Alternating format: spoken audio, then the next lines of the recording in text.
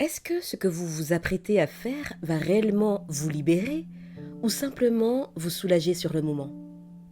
Vous savez, la vengeance est une tension humaine. Quand on a été blessé, humilié, trahi, utilisé, on veut que l'autre ressente, ne serait-ce qu'un instant, ce que nous avons ressenti. On veut rétablir un équilibre, une forme de justice. Mais souvent, ce qu'on cherche à travers la vengeance, ce n'est pas de la justice, c'est une sorte de réparation émotionnelle. Et malheureusement, elle ne vient pas de là. Vous savez, il y a une phrase que j'entends souvent, c'est « Je ne cherche pas à me venger, mais j'aimerais qu'il ou elle paie. » Et c'est humain. Mais ce qu'il faut comprendre, c'est que le prix de la vengeance, c'est souvent vous-même. Parce que pendant que vous attendez que l'autre souffre, vous gardez cette personne vivante à l'intérieur de vous. Vous nourrissez son souvenir. Et chaque fois que vous pensez à ce qu'elle vous a fait, vous vous infligez à nouveau la douleur initiale. C'est comme raviver une blessure en espérant qu'un jour, l'autre enseigne aussi. Vous êtes là, vous avez votre blessure, encore béante, encore ouverte, et vous grattez cette blessure, vous mettez votre doigt dedans, en pensant que l'autre va souffrir comme vous, ou dans l'espoir que l'autre souffre, ressente la douleur que vous ressentez. Mais la vérité dans tout ça, c'est que vous êtes la seule personne à saigner, à souffrir. Cher ami, la vengeance, c'est une illusion de pouvoir.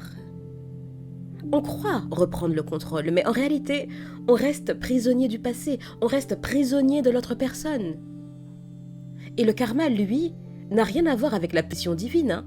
Il ne s'agit pas d'un œil pour œil, dent pour dent. C'est une loi de cause à effet. Ce que vous émettez, vous le récoltez. Ce que vous nourrissez, vous le devenez. Et si vous nourrissez la colère, vous devenez colère, cher ami. Si vous nourrissez la haine, vous devenez haine. Mais si vous choisissez la paix, même dans la douleur, vous redevenez libre. Alors oui, je sais, vous pensez peut-être, mais pourquoi c'est toujours à moi de prendre sur moi? Pourquoi? Pourquoi c'est encore à moi d'être la personne sage, lucide, bienveillante? Parce que vous êtes déjà en train d'essayer de comprendre. Et celui ou celle qui vous a blessé n'est pas dans cette démarche. Il n'a pas conscience du mal qu'il cause ou, attention, parce que parfois ils ont conscience, hein, il faut arrêter de se mentir à soi-même. Parfois, ils refusent de le voir. Ou parfois ils le voient, mais ça leur va, puisque ce n'est pas eux qui souffrent. Ou en tout cas, lui qui souffre, ou elle. Vous êtes sur le chemin de la guérison. Lui ou elle, non. Et c'est pour ça que vous avez un rôle différent à jouer. Mais attention, hein, attention. Pardonner ne veut pas dire excuser. Pardonner, c'est simplement refuser que l'autre continue à vous contrôler intérieurement. C'est comme si vous portiez un sac à dos rempli de pierres. Chaque trahison, chaque colère, chaque injustice en ajoute une. La vengeance, c'est comme jeter une pierre sur quelqu'un d'autre, mais sans jamais retirer le sac de vos épaules. Choisir la paix, au contraire, c'est poser ce sac. C'est décider que votre énergie, votre avenir, ne seront plus dictés par les douleurs du passé. Allez hop, on dépose ça, on jette ça.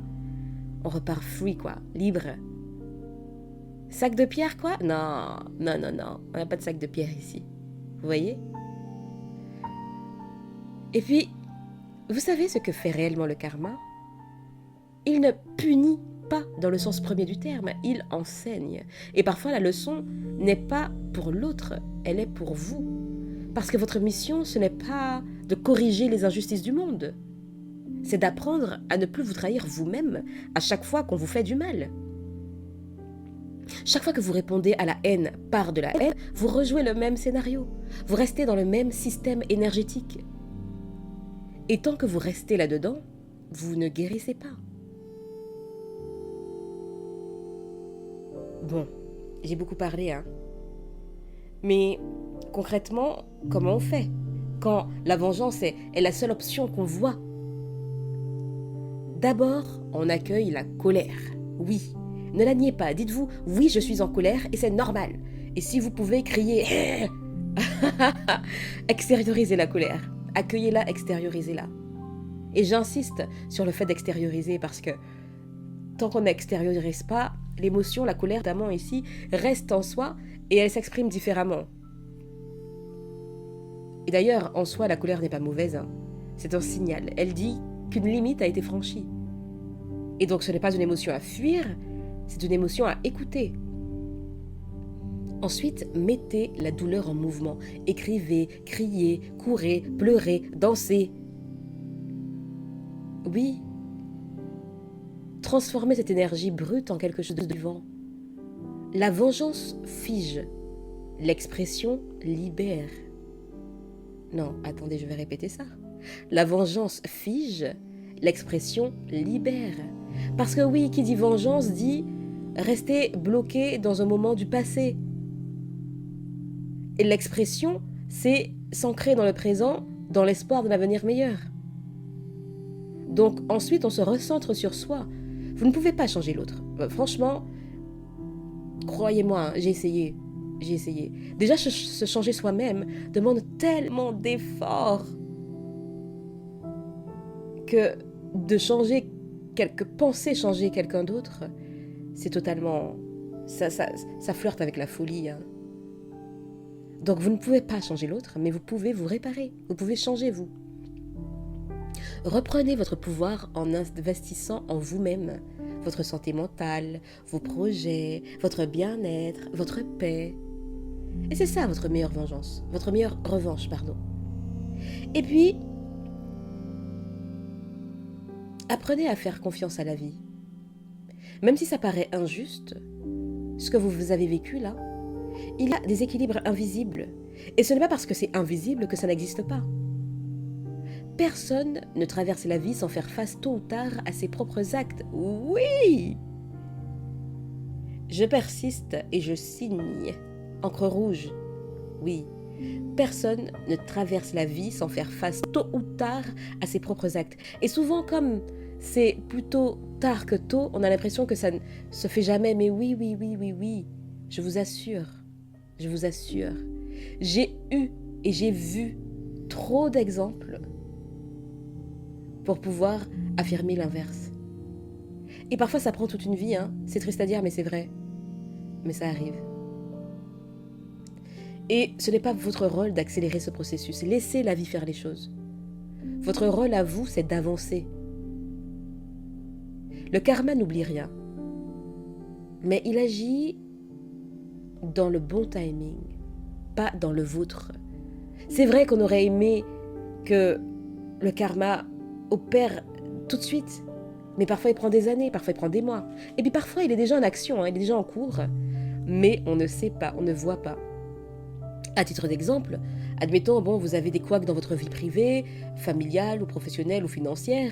Vous ne marchez pas dans la rue avec une pancarte qui dit tout ce que vous vivez. Donc qui vous dit qu'en face, le karma n'est pas en train de faire ses effets sur la personne ou les personnes concernées? Vous ne savez pas. Et donc, dans le doute, concentrez votre énergie et votre attention sur vous-même. Tant qu'à faire, Et souvent, quand vous lâchez prise, vous réalisez que la vie s'occupe de remettre les choses à leur place. Pas par vengeance, telle qu'on la conçoit, mais par équilibre.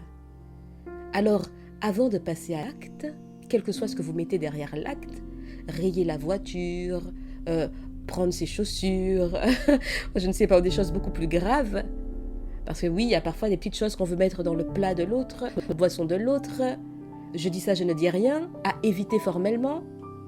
Parce que le retour de bâton arrive. Posez-vous cette question. Est-ce que je veux avoir raison ou est-ce que je veux juste être en paix? Avoir raison, ça fait du bien, mais c'est surtout que ça nourrit l'ego. Être en paix, ça nourrit l'âme. Et si vous choisissez la paix aujourd'hui, vous ne perdez pas. Vous gagnez enfin ce que l'autre ne pourra jamais vous donner. Votre liberté intérieure, qui, elle, ne dépend que de vous-même.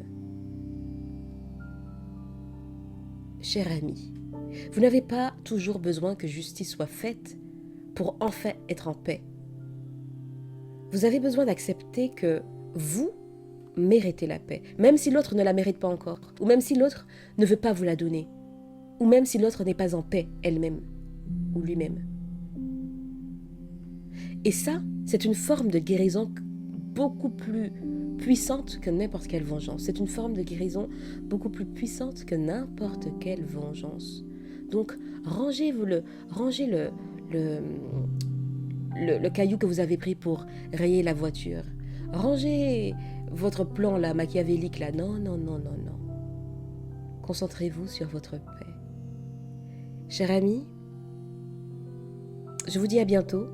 Et d'ici là, imposez-vous.